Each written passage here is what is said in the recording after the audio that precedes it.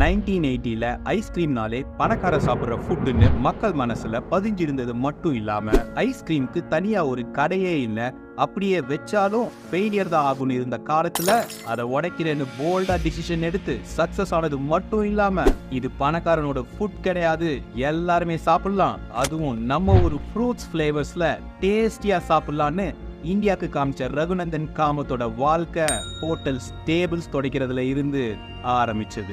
நல்லா படிச்சாதான் அறிவு வளரும், சக்சஸ் ஆக முடியும்னு இருக்கிற நம்ம சொசைட்டில படிப்பு வரலனாலும் கையில நிறைய காசு இல்லைனாலும் ஒரு நல்ல ஐடியா, ஹார்ட் ஒர்க், ஒவ்வொரு நாளும் இன்னும் நிறைய கத்துக்கணுன்ற ஆர்வம் இருந்தாவே போதும், கோடியில சம்பாதிக்கலான்னு காமிச்சு வாழ்ந்துட்டு இருக்க இவரோட ஸ்டோரி செம்ம மோட்டிவேஷனலா மட்டும் இல்லாம செம்ம இன்ட்ரெஸ்டிங்காகவும் இருக்குது. உங்க ட்ரீமை கிவ் அப் பண்ணாம எல்லா கஷ்டத்துலயும் ஹார்ட் ஒர்க் பண்ணி மற்றவங்க நார்மலா யோசிக்கிறதுல இருந்து சின்னதா ஒரு வித்தியாசத்தை காமிக்கிற ஒரு ஐடியா கிடைச்சா போதும் நீங்க நினைச்சதை நடத்தி காமிக்கலான்னு இந்த ஸ்டோரி உங்களுக்கு சொல்லும். 1954ல கர்நாடகால முல்கின்ற ஒரு ஊர்ல ஏழை குடும்பத்துல 7 குழந்தைங்கள்ல லாஸ்ட் குழந்தையா பிறக்கிறாரு ரகுநந்தன். இவங்க அப்பா ஒரு சாதாரண பல வியாபாரி அப்படின்றனால இவர் சம்பாதிக்கிற வருமானம் இந்த குடும்பத்துல இருக்கிற 9 பேருக்கு பத்தவே இல்லை. காலில் கூட செருப்பு கூட வாங்க முடியாத நிலைமையில இருந்தாலும் இவரோட சந்தோஷம் மரத்துல ஏறி விளையாடுறதும்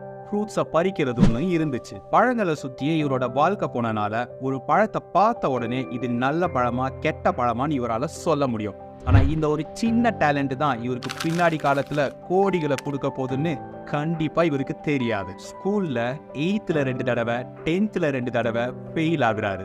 ரைட்டு, இவனுக்கு படிப்பே ஏற மாட்டேங்குதுன்னு சொல்லி இவங்க ஃபேமிலியோட 15 வயசு ரகுநந்தனுக்கு இருக்கும்போது பாம்பேக்கு வந்து செட்டில் ஆகுறாங்க. ஆனா ஏழ்மை காரணமா இவங்க தங்கி இருக்கிற வீடு ஒரு 12க்கு 12ன்ற ஒரு சின்ன வீடு தான். அப்படியே ரகுநந்தனோட பிரதர்ஸ் வச்சிருக்கிற ஒரு ரெஸ்டாரண்ட்ல அவரை வேலைக்கு சேர்த்தி விடுறாங்க. அந்த ரெஸ்டாரண்ட்ல நார்மல் ஃபுட்ஸோட சேர்ந்து வீட்லயே தயாரிக்கிற ஐஸ்கிரீம்ஸையும் விற்கிறாங்க. இவர் அங்க வேலை பார்த்துட்டு இருக்கும் போதே எல்லா ஃபுட்ஸையும் விட்டுட்டு அந்த ஐஸ்கிரீம் மேலதான் இவருக்கு எப்பவுமே ஒரு கண்ணு. ஆனா அந்த ஃபிளேவர்ஸ்லாம் வழக்கம் போல ஆர்டிபிஷியலா சாக்லேட், வெனிலா, ஸ்ட்ராபெரியை தான் இவங்களும் விற்கிறாங்க.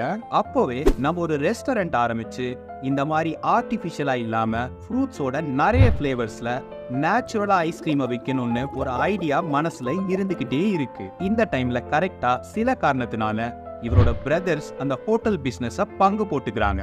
அதுல இவருக்கும் ஒரு சின்ன அமௌண்ட் கிடைக்குது. சோ கிடைச்ச இந்த சின்ன அமௌண்ட்டை வச்சு ட்ரீமை பர்சியூ பண்றதுக்காக எதை பத்தியும் பெருசா யோசிக்காம பாம்பேல ஒரு ரெஸ்டாரண்ட்டையும் ஆரம்பிச்சிட்டாரு. அதுக்கு நேச்சுரல்ஸ் அப்படின்ற ஒரு பேரையும் வச்சுட்டாரு. முன்னாடி நினைச்ச மாதிரியே இந்த ஐஸ்கிரீம்ஸை சுகர், மில்க், ஃப்ரூட்ஸ் இந்த மாதிரி நேச்சுரலாவே தயாரிக்க ட்ரை பண்றாரு. ஆனா இதுக்கு ரொம்ப நேரம் எடுக்குது. ஏன்னா இந்த ஆர்டிபிஷியல் ஐஸ்கிரீம் செய்யறதுக்கு ஒரு எசன்ஸையோ பவுடரையோ சும்மா கலந்து வச்சா போதும், ஐஸ்கிரீம் ரெடி ஆயிரும். இப்பதான் இவருக்கு அவங்க அம்மா சின்ன வயசுல சொன்ன ஒரு விஷயம் ஞாபகத்துக்கு வருது. அதாவது ஒரு நல்ல ஸ்டாண்டர்டா டேஸ்டா ஏதாவது செய்யணும்னா கண்டிப்பா அதுக்கு ரொம்ப நேரம் டைம் ஆகுன்றது தான் அந்த விஷயம். இந்த 1980ஸ்ல ஐஸ்கிரீமை மட்டும் தனியா விற்கிறதுக்காக ஒரு கடையே கிடையாது. அப்படியே வச்சாலும் அது உனக்கு லாஸ் தான் ஆகும்னு சொல்லி சுத்தி இருக்கிறவங்க எல்லாருமே பயங்கரமா பயமுறுத்துறாங்க. ஆனா ரகுநந்தனுக்கு பயங்கர கான்பிடன்ஸ் இருந்தது.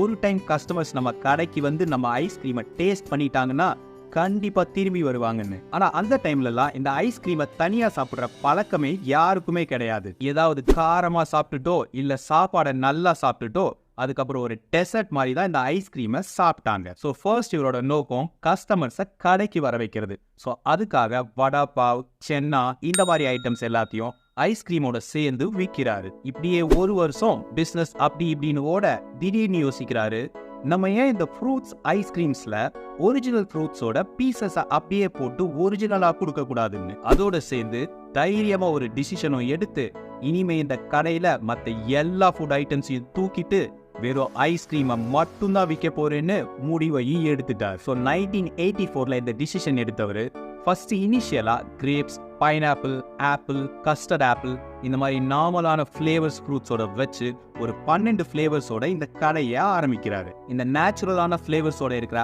ஐஸ்கிரீம் மக்களுக்கு மெதுவா பிடிக்க ஆரம்பிச்சிடுச்சு.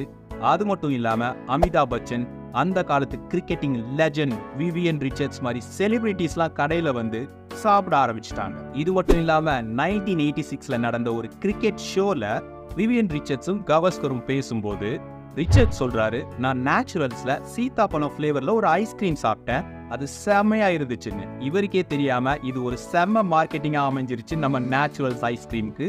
நிறைய மக்கள் இதை கேட்டதுல இருந்து குவிய ஆரம்பிச்சிட்டாங்க இந்த கடையில. இப்படியே நல்லா போயிட்டு இருந்த இவரோட பிசினஸ்க்கு 1990ல ஒரு பெரிய சவால் ஒன்று வந்துச்சு. அது என்னன்னா, இந்த ஃபாரின் கண்ட்ரீஸ்ல இருந்து இந்த பெரிய கம்பெனிஸ் எல்லாருமே ஐஸ்கிரீம் விற்கிறதுக்காக இந்தியாவுக்குள்ள வர ஆரம்பிச்சிட்டாங்க. ஸோ இந்த பெரிய கம்பெனிஸோட போட்டியை சமாளிக்கணும்ல. ஸோ இதுக்காக 12 ஃபிளேவர்ஸ்ல இருந்து இந்தியாவில் இருக்கிற எல்லா ஃப்ரூட்ஸையும் வச்சு ஐஸ்கிரீம்ஸை தயாரிச்சு விற்க ஆரம்பிச்சிட்டாரு. அதோட இல்லாம கேசர், பாதாம், பிஸ்தா, குலாப் ஜாமுன்னு கேள்விப்பட்ட எல்லாத்துலயும் இருந்து ஐஸ்கிரீம் ஃபிளேவர் தயாரிச்சு ஒரு 100 ஃபிளேவர்ஸ் ஐஸ்கிரீமை விற்க ஆரம்பிச்சிட்டாரு நம்ம ரகுநந்தன். இதோட மட்டும் இல்லாம இந்த ப்ராடக்ட்ஸ் எல்லாம் செய்யறதுக்கு ரொம்ப டைம் ஆகுதுன்றனால இவரே ஒரு மெஷினை கண்டுபிடிச்சு அந்த டைமை குறைக்கிறதுக்கும் ஒரு வழியவும் கண்டுபிடிச்சிட்டாரு. இந்த கம்பெனி நமக்கு சொல்ற விஷயம் என்னன்னா, டேஸ்ட் த ஒரிஜினல். அப்படின்னா இந்த மற்ற கம்பெனிலாம் விற்கிறாங்களே ஐஸ்கிரீம்ஸ், அதெல்லாம் ஒரிஜினலே கிடையாதா அப்படின்னு கேட்டிங்கன்னா அன்ஃபார்ச்சுனேட்லி ஆமான்னு சொல்லலாம். ஸோ அடுத்த தடவை நீங்கள் ஒரு ஐஸ்கிரீம் சாப்பிடும்போது அதோட கவரில் நோட் பண்ணுங்க, அதில் ஃப்ரோசன் டெசர்ட்னு எழுதியிருக்கா இல்லை ஐஸ்கிரீம்னு எழுதியிருக்கான்னு. ஏன்னா ஐஸ்கிரீம்னு எழுதியிருந்தா அதுதான் மில்க்ல செய்கிற ஒரு ஒரிஜினலான ப்ராடக்ட். ஒருவேளை ஃப்ரோசன் டெசர்ட்னு எழுதியிருந்தா அது வெஜிடபிள் ஆயில்ல இருந்து தயாரிக்கிறாங்க.